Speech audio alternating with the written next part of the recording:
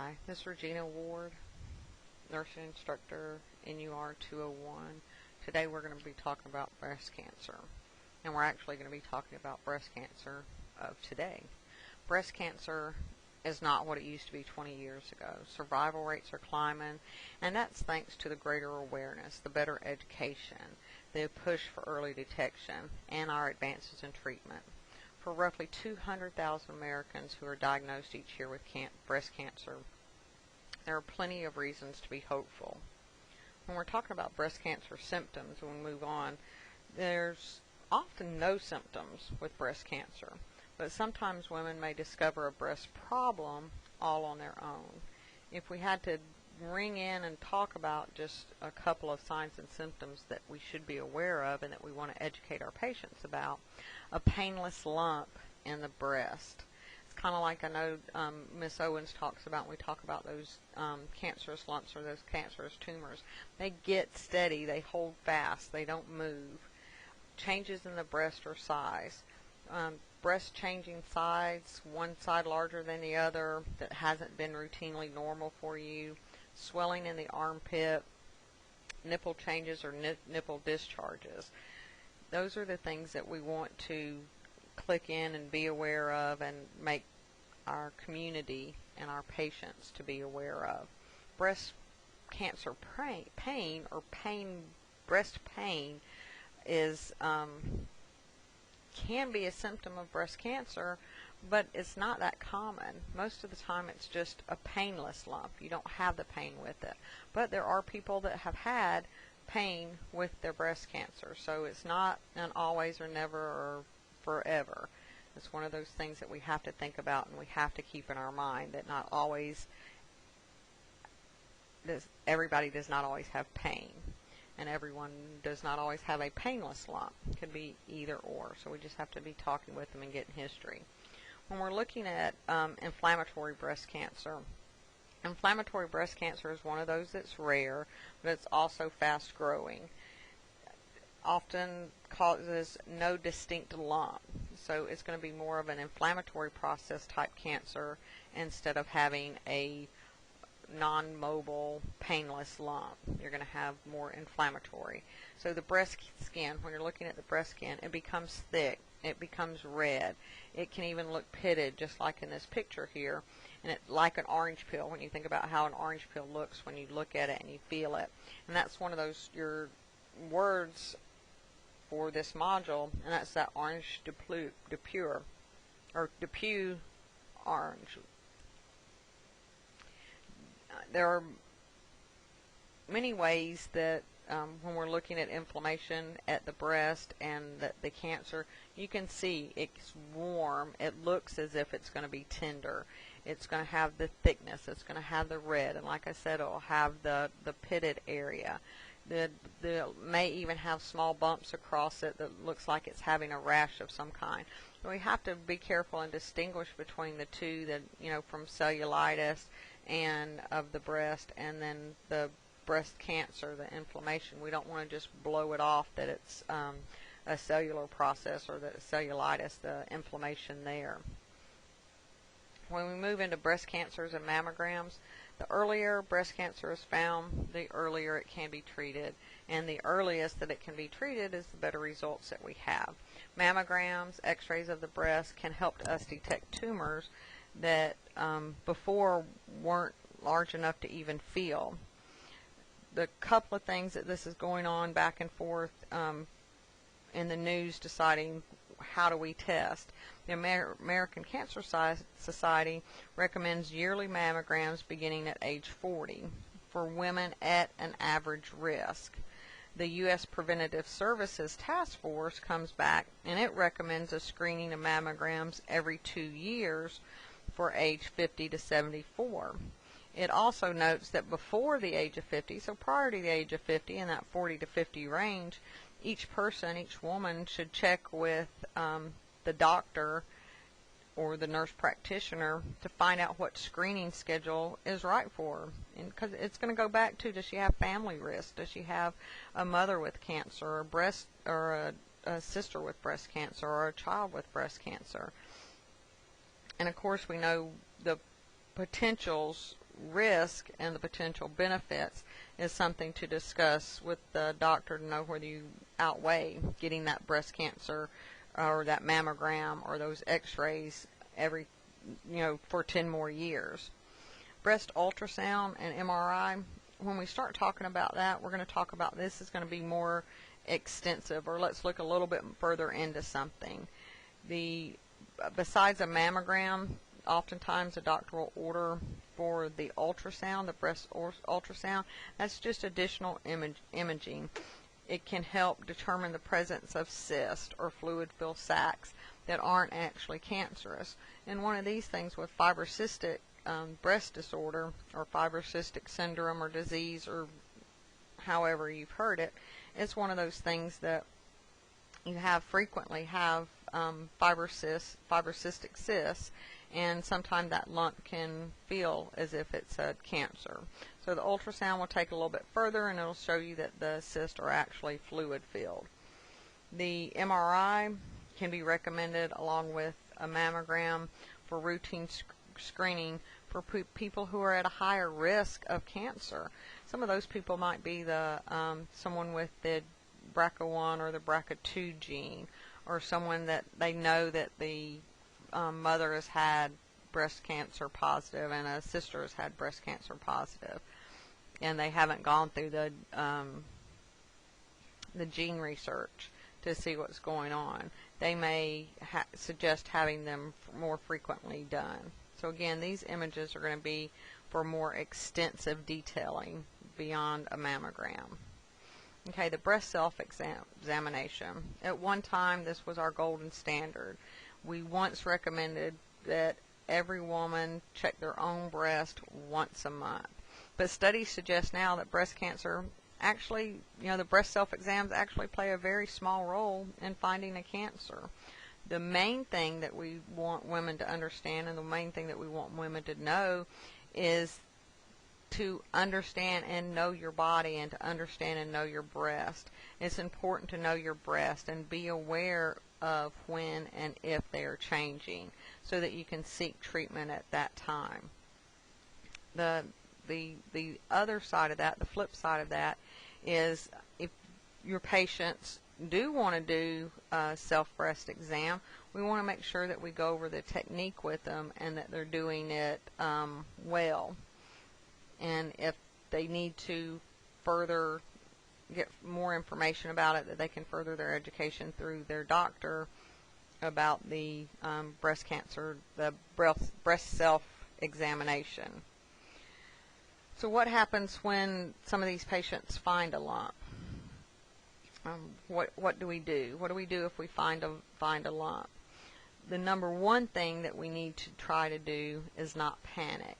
Panic is one of the first things that we do because we automatically think of all the negative parts that could be going on and the negative that can be happening. But the one thing that we can remember, the one thing that we can instill in people, is that 80% of breast lumps are not cancerous. Lumps are often turn out to be harmless cysts of tissue or tissue changes related to just their menstrual cycle, whether they're going through perimenopause or whether they're going through menopause or postmenopause. A lot of times the changes can be just as simply as tissue changes. So we want to make sure that we do not panic, but that if we do feel something out of the ordinary or a lump, that we encourage our patients and our clients to go see a doctor right away to find out if there's anything unusual going on. If it's cancer, again, we reinforce that the earlier it's found, the better. And if it's not, testing can give someone that peace of mind. Just knowing that it's not cancer can give you a peace of mind. And just knowing that there's going to be expected changes in our breast as we get older. So with that being said, we go back to education. What do I need to know? What am I going to talk to my patients about? How am I going to empower them to understand? When we look at, how do they know that it's cancer? Or how are they going to determine that it's cancer or just cystic fluid? One of the easiest and the fastest ways that they do is through a needle aspiration breast biopsy. But we do know that no matter what kind of surgery we're performing on any kind of tumor, no matter where it's in our body, the only way for sure to determine whether a lump is cancerous or not is to do a biopsy and send it off for investigation to the lab. A biopsy is actually just taking a tissue sample for further examination. Sometimes it's going to be like this, a small needle aspiration. You get a little bit of fluid out of the area that has the lump and send it off. Other times the surgery can actually take the entire or partial part of the lump. The results will show, if the results show the lump is cancerous, it'll tell you what type it is. So, you're kind of killing those two birds with one stone. You're either getting peace of mind that it's not cancerous and, we can move on and know how to take care of themselves, or we can find out, yep, this was a quick, easy procedure. It's cancerous. Let's talk about what type it is and what are your options, because that's going to be the important part when someone finds out it's cancer. What type, and let's talk about the treatment options that we have available for us. When we start looking at the hormone-sensitive breast cancer, some types of the cancers are actually fueled by our naturally occurring hormones from the endocrine system, and that would be estrogen and or progesterone. A biopsy can reveal whether the tumor has receptors for estrogen, and that's what we call the ER positive, and or progesterone, which we would in turn call PR positive. And 2 out of 3 cancers are hormone sensitive. And there's several different medications that we can move along from promoting further cancer growth. So once the surgery's done and things like that, the patient can take multiple things. When we're talking about hormone receptor positives, you have to think about exactly what it says. They more likely respond to estrogen endocrine therapy. So when we're talking about the endocrine therapies, it's going to be something that's going to block that estrogen promotion and that progesterone promotion. ER and PR positive is 60% likely to respond to endocrine therapy. And the ER and PR negative is only 5 to 10% likely to respond to negative. So we can see how what kind of cancer it is and what's going on with it makes such a huge difference.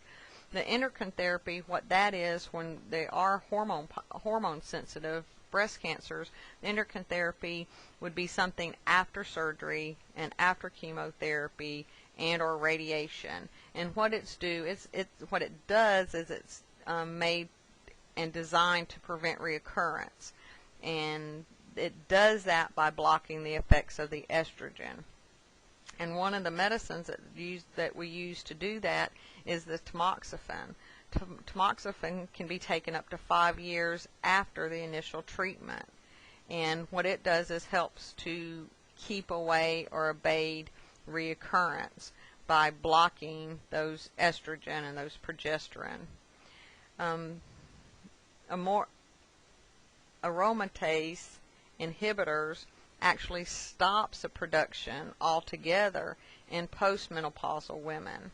So aromatase, AROMATASE inhibitors actually stops that estrogen. So you got to think of, who can I not give this to? What kind of women cannot take this? And that's going to be those women that haven't gone through menopause yet. Is a person that we would not want to totally block their estrogen. Whereas tamoxifen they can still take, and it reduces the risk and blocking effects. It's designed to help block the effects of the estrogen. When we move into the HER2 positive cancer, about 20 to 25% of breast cancer cells make too much HER2, which is a protein. Breast cancer cells have too many receptors for protein cells called HER2. This type of cancer is known as HER2 positive, and it tends to spread faster than the other hormone kind, and it's important to determine whether the tumor is HER2 positive, because there are special treatments for this type of form of cancer. A HER2 positive breast cell is illustrated here, and if you look at that picture, you can see all the green, and that's actually abnormal growth signals, or is what that is. So it's actually helping develop, and if you can see all the green everywhere, it's kind of developing that cancer cell fast. HER2, like I said, is 20 to 25% of most breast cancers, and Herceptin is one that a medication that we give that dramatically reduces the risk of reoccurrence. It's a standard measure for treatment is Herceptin along with chemotherapy after the surgery is done, and especially if it's a metastatic breast cancer.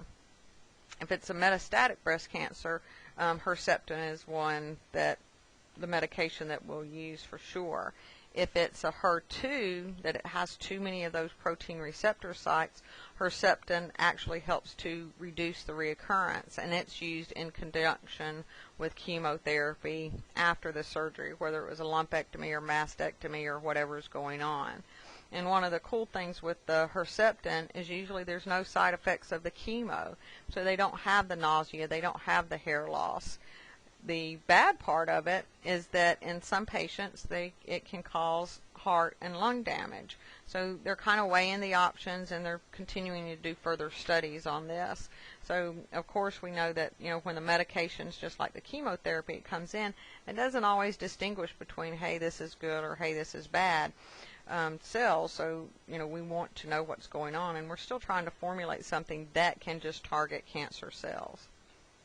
Our breast cancer stages, once breast cancer has been diagnosed, one of the next things that happen, the next step is to determine how big the tumor is and how far the cancer has spread.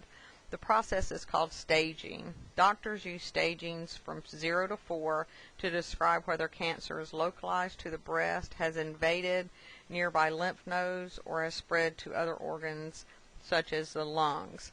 Knowing the stage and the type of cancer will help the healthcare team to decide what's our treatment strategy here. What are we going for? What are we going to be looking at? So staging is huge. Breast cancer survival rates. When we start thinking about breast cancer survival rates, I know nowadays, especially more than 20 or 30 years ago, you have people that are surviving breast cancer. The odds of surviving breast cancer are strongly tied to how early it's found. According to the American Cancer Society, 100% of women with stage 1 breast cancer live beyond that 5-year mark, compared to women at their age without cancer, and women in the age group that remain cancer-free for good. So 100% at stage 1 has that continued survival rate. And of course, the more advanced the cancer is, the more the figure becomes kind of daunting. By stage 4, the 5-year relative survival rate declines to really 20%. So it goes from 100% survival with the stage 1 breast cancer to just 20% 5-year survival rate with the stage 4. But these rates can improve as more treatments are found and more effective treatments are found. So it's constantly moving, it's constantly changing. When we're talking about breast cancer surgery, there's many types of breast cancer surgery. From taking out the area of the lump, considered a lumpectomy, just like we talked about just a few minutes ago, whether they take out just a lump, they do an aspiration biopsy, or they do a partial lumpectomy. These all the way to the conservation surgery, that's removing the entire breast, to the mastectomy. The conservation surgery is generally done with a lumpectomy along that line, and the mastectomy takes away the entire breast. It's best, you have to get the doctors and the patients to discuss pros and cons of each of these procedures for the doctor.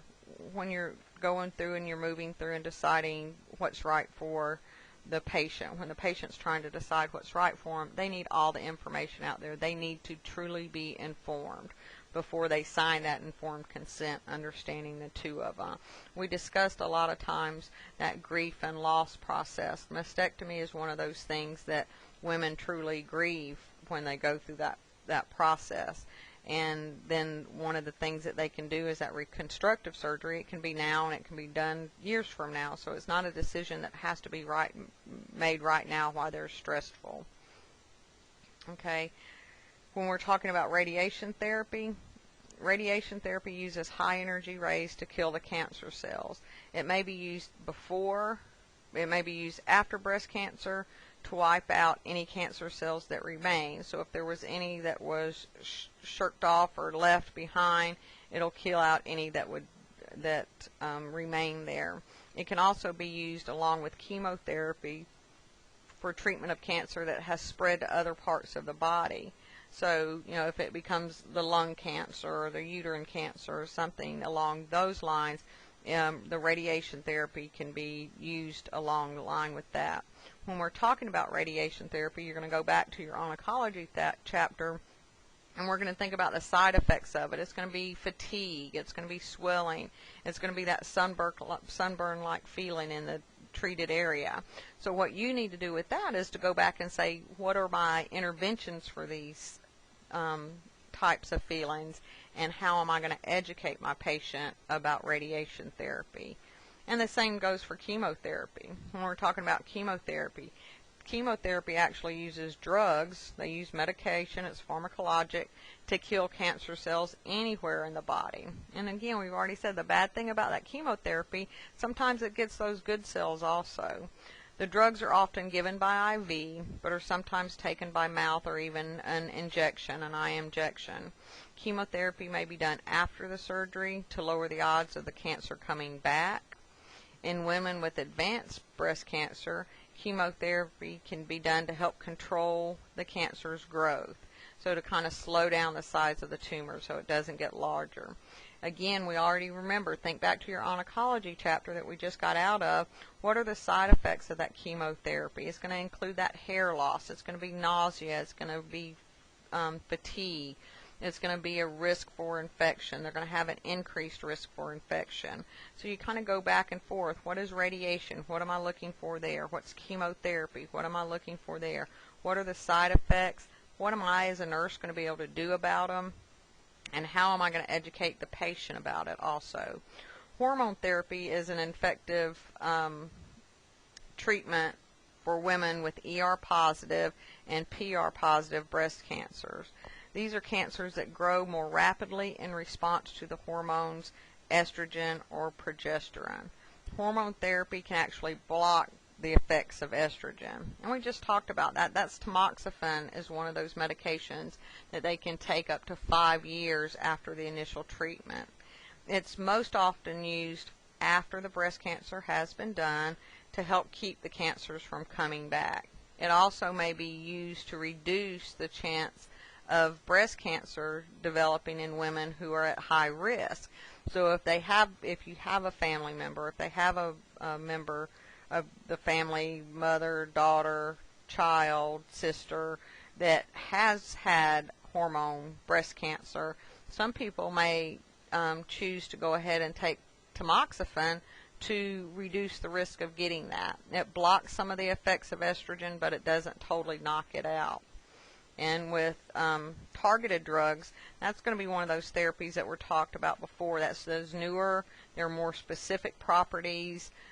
They attack more specific properties in the cancer cells.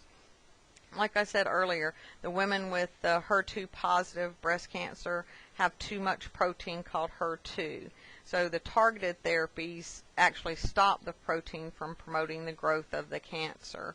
Okay, these drugs are often used in combination with chemotherapy. They tend to have milder side effects compared to chemotherapy. And that's going to be like that Herceptin that we talked about. Life after diagnosis, when we start thinking about there's no doubt that cancer is life-changing experience, not only for the person going through it, but the people around them, their loved ones that live with them, their family friends that go that see them frequently. It's life-changing. The treatments can just exhaust these patients. They have trouble at times managing their daily chores, their work, their social gatherings. So just everyday ADLs can be tiresome, worrisome, and frustrating for someone that is dealing with cancer and going through treatments. The thing that happens with this is when they just get so overwhelmed that I can't even get a shower without just being exhausted, and start leading to isolation. So your change of mood, that psychosocial diagnosis that we think of, these are all the things that are going to start flooding here. They're at risk for isolation. They feel powerless. And those are the things that we're going to start thinking about. So what changes and what goes on with these patients? It's crucial to encourage and talk to our patients about reaching out to their friends and families for support. It can be just as simple as someone coming over and doing a load of clothes and sitting down and visiting with them for a few minutes while you fold clothes, or coming over and put a casserole in the oven and sit down and have a cup of coffee or a cup of tea with that person. You have to encourage them that it's okay to accept help, and that these families and friends want to help because they also feel helpless and powerless over this thing we call cancer. So you have to kind of look at it both ways, and we have to encourage our patients to look for those avenues. They also can be going to treatments, and it's just hard to get there. They need help with those chores, hard to get to the treatments. They're frightened to go to the treatments, but they don't want to bother someone to have to get off of work to go with the treatments, go to treatments with them. So encourage them that yes, these people that are in your life want to do something. Many people, this is a time after the cancer, after the mastectomy, after the surgery, after they're home. This is a time when they start developing and wanting the initiative to go to these support groups. Whether it's locally or if it's just online, they want to find someone else that's going through the same thing that they are and that understands what they're going through. Oftentimes we can't walk in their shoes to where we can totally understand what they're going through. We can empathize with them because of the situation, but sometimes they need that connection that someone knows what they're going through. So that's the time after the surgery and after they're home is to recommend support groups to them. Can we give them information when they're in the hospital? Absolutely. We're just going to tuck this to the back. I'm going to write support groups on the top of it. You probably don't even want to deal with it or hear about it right now, but once you're home and you're settled in and you're thinking about it, these are the local support groups. So there's things that we can do. Breast reconstruction, another one of the pretty fascinating surgeries that we do. A lot of times they'll do the mastectomy and they won't come in and do anything graphic right away. Many women who have breasts removed or had the mastectomy done, they undergo the reconstructive surgery. It actually replaces the skin, the nipple, and the breast tissue that are lost during a mastectomy. Reconstruction can be done with a breast implant. We have the saline implants now, or with tissue from somewhere else in the body. It can be taken down, as you see, from move up the abdominal muscle and take out a section of that and use that muscle and fat in that area. So the reconstruction for mastectomies is very large. Reconstruction can be done, again, like I said, with a saline implant, or the tissue can be taken somewhere else like the abdomen for them to use. Most women opt to begin reconstruction at the same time as their mastectomy, but it's not always possible for some women to have it, and it's not always, some people just aren't ready to move forward right then saying, yes, I want to have another longer surgery. I want to have reconstructive surgery. So it can be put off and it can come back months later or even years later. So it's not always a decision that they have to make right away. One of the alternatives that we have to breast reconstruction is just the breast forms. It's actually fitted to the breastplate, and it's shaped like a prosthesis is shaped like a breast, and it just goes inside the woman's bra. Wearing a breast form allows patients to have that balanced look and appearance when they're dressed without undergoing an additional surgery like the reconstructive surgery. Breast forms are covered by insurance, and they'll go either way. You want to have a reconstruction, or you want to use the breast forms. And like I said, most times a lot of women will go ahead and let's say, well, we're going to move forward with the reconstruction. But again, there's other women that said, this is just too much going on too fast. I just want to get the cancer out of me and move forward. And then once they get healthy and feeling better, then that's when they go back to, okay, let's do something about this now. Let's go ahead and have a reconstruction. The breast cancer, why me? This is one of those things that we know when we're talking in the grief process. People go through that. The most obvious risk factor for breast cancer is being a woman. So the why me's answered pretty quick. You're a female. Do we want to say it like that? No, of course not. But they're going to go through the stages. But being a woman is the most obvious risk factor for breast cancer. Men do get breast cancer, but it's almost 100 times more common in women than it is in men. The other top risk factors include being over the age of 55 or having a relative who has had the disease. So you have to think about that. Again, as we live longer, we have the greater potential of getting breast cancer. If we've had a family member that has breast cancer, we have a greater potential of getting breast cancer. If we start off and we're a female, we have the greater chance of getting breast cancer.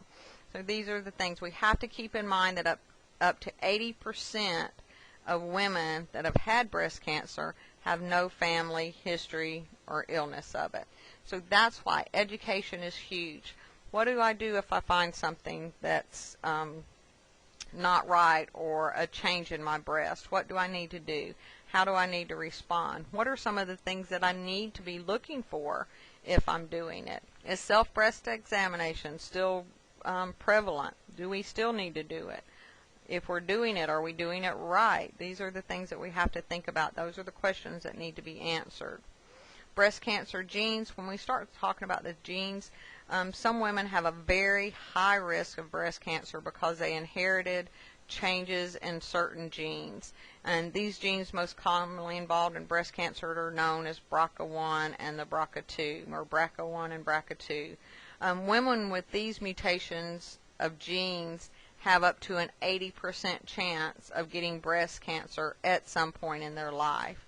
Other genes may be linked to breast cancer risk as well, but like the triple negative, they lack estrogen, they lack progesterone, and they lack the HER2. Those are going to be what we call our BRCA1 genes. So these women, these are the people that their family has had BRCA1 breast cancer or BRCA2 breast cancer. So they go through gene testing to see if they have that gene available. Many women that have that gene within them, they'll go ahead and decide, I'm going to have a mastectomy, a prophylactic mastectomy. In the news, I guess it's been a year and a half ago, Angelina Jolie was one of the women that, her mother passed away of breast cancer, and she had a BRCA. She hadn't ever gone and gotten tested positive. Her sister had ended up testing positive for breast cancer, so she went ahead and went and got had the gene panel done, and she was positive for the BRCA1 and BRCA2 mutated genes. So she electively chose to have prophylactic treatment and have mastectomies. And a lot of women are doing that now. If we end up with that triple negative breast cancer that lacks the estrogen receptors, they lack the progesterone receptors, and they lack those HER2 proteins, those are going to be treated with chemotherapy. So, because they're not going to have those hormones and those lack of hormones that you can block, they're going to be treated right away with chemotherapy. When we're talking about risk factors and taking control, most of our risk factors are in our control. being overweight, getting too little of exercise, drinking more alcoholic beverages than just one per day can all increase the risk of developing breast cancer. Birth control pills and some postmenopausal hormone therapy can also boost the risk of developing breast cancer. But the risks go back to normal after these medications are stopped. So if you're on birth control pills for a short period of time, 4 or 5 years, however long, 1 year, 2 years, and then you stop it, your risk factor goes right back to someone that's not even taking that birth control pill. If you're on hormone replacement therapy during perimenopausal or postmenopausal, you go right back to, once you stop that hormone replacement therapy, you go right back down and lower your risk. Recent studies suggest that physical activity actually helps lower the risk of a recurrence, and it's a proven mood booster. So you got to think, you talk to people all the time that have limited their exercise for one reason or other, sickness or break, back injury, back surgery, and they don't feel as well. They're not as happy as they used to be. That's because those natural endorphins aren't being released. So we know that exercise, physical activity help lower the risk of reoccurrence, and it's also a proven mood booster. Breast cancer research is probably one of the most recognized research that we do. Doctors, they continue to research, doctors and nurses, I'll add that, continue to research for more effective and more tolerable breast cancer methods. The funding for this research comes from many sources. We know it comes from advocacy groups throughout the country. Many of the 2.5 million breast cancer survivors that we have right now and their families actually participate in a walkathon each year, sometimes two, and they participate and hold fundraising events so that breast cancer research can keep moving forward. You can read back over, review. One of the things that I want you to think about is that the breast cancer is prevalent. You have to think about what you're going to do. You have to look at life after diagnosis, but the main thing that you want to think about is life with the diagnosis. How are these patients going to act? How am I going to, as a nurse, going to be able to take care of them? All right. I hope you guys have a blessed day. Let me know if there's anything that you need, and thank you.